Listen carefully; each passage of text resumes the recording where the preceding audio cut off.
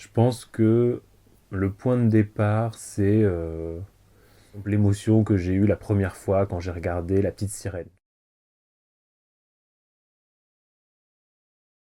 Je pense que j'étais très petit, mais ça fait partie des choses qui tout de suite parlé, m'ont parlé à moi personnellement, ont eu un écho, tu vois, en parler à mon âme d'enfant de manière plus claire que tout ce que j'avais vu avant. Ce dont je me souviens, c'est que à chaque fois que j'étais face à une image de sirène, j'avais une vraie vibration. C'est-à-dire que ça me faisait quelque chose dans le ventre, quelque chose vraiment dans le bide. J'avais un désir hyper fort d'appartenir, d'être ailleurs, de faire partie de cet imaginaire-là. Et ça a nourri en moi une espèce d'obsession, fascination. Tout ce qu'il y avait de près ou de loin, la forme, la couleur, le sentiment d'une sirène ou d'un homme poisson me rendait complètement fébrile. Je sortais mes crayons et mon papier et je passais des heures à essayer de dessiner les sirènes de la lagune aux sirènes de Peter Pan en pause. Dans la chambre de ma sœur, il y avait une espèce d'affiche d'une Barbie sirène parce que à l'époque ma sœur avait beaucoup de Barbie et il y avait ce poster de Barbie sirène dans sa chambre qui était incroyable. Genre il y avait du strass, des paillettes, le coucher de soleil, la crinière d'une longueur infinie. Et quand je regardais cette image, j'avais cette espèce ouais, de vibration. Ça me titillait, j'étais hyper à la fois fasciné, ça me rendait heureux rien que de regarder. Enfin, j'ai trouvé ça fou, quoi. Et ça me faisait quelque chose vraiment de très très fort. Je me souviens de moi très régulièrement déguisé en sirène dans la chambre de ma sœur avec ma fausse queue en robe de chambre et mes coquilles Saint-Jacques. Et en même temps, en parallèle de ça, il y avait cette culture familiale de la pêche de mon père, cette présence du sujet de la pêche qui était dans la famille. Il fallait que je fitte dans la passion de mon père. On se levait tôt le matin, c'était un peu une corvée. Il n'était pas très pédagogue de manière générale, donc en plus tout tournait vite au drama parce que je faisais mal, je comprenais mal, et donc du coup tout était un peu bordélique. Et je sentais que ça l'énervait parce qu'il n'était pas spécialement habitué à gérer ça, il avait envie que ça soit fluide.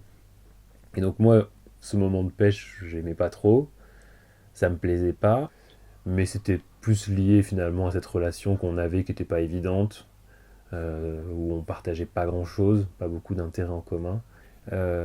Et en même temps, on pêchait des vifs, donc enfin, ce qu'on appelle des vifs, c'est des petits poissons qui servent à pêcher le carnassier. Et il les conservait chez mon grand-père dans un grand bac en pierre. Donc il y en avait des dizaines, peut-être des centaines qui étaient vivants. J'allais jouer avec les poissons. J'avais de nouveau ces papillons dans le ventre de plaisir. Ils ont mis longtemps, mes parents, à lâcher, à accepter de m'acheter ma première Barbie sirène, par exemple. Ça a été tout un drama. C'était compliqué pour tout le monde. Oh mon Dieu, qu'est-ce qui se passe? Pourquoi ils jouent avec des poupées? Et puis, bon, bah, il y a un jour où donc on m'a emmené l'acheter. J'étais hyper content. Et je pense que tout le monde me regardait de manière un peu médusée. Mon père en premier, en se disant, ah, ça y est, il a sa poupée sirène. Mais moi, j'étais hyper heureux. Je réfléchis de temps en temps à ce qui nous lie en tant qu'homme homo ou en tant qu'enfant potentiellement homo en devenir et dans nos constructions.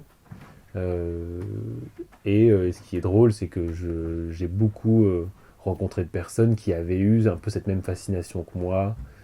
Et ce conte d'Andersen, finalement, c'est aussi un conte que j'ai lu quand j'étais enfant, parce qu'il y en avait un exemplaire chez mes parents. Andersen, c'était un homme qui potentiellement avait des tendances homo. La petite sirène pourrait être la métaphore de cette incapacité de pouvoir accéder à l'amour dans une autre dimension, un autre monde qui serait cette homosexualité.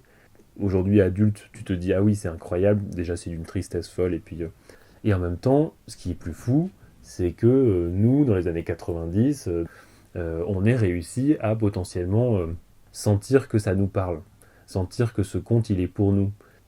Et c'est un peu cette histoire en fait que ça raconte aussi, la petite sirène. Je suis pas comme un poisson dans l'eau, dans mon bocal, je suis peut-être justement d'ailleurs, appartenir à un univers et puis rêver d'un autre, quoi. Et donc voilà, je pense que c'est l'histoire derrière ça, je crois.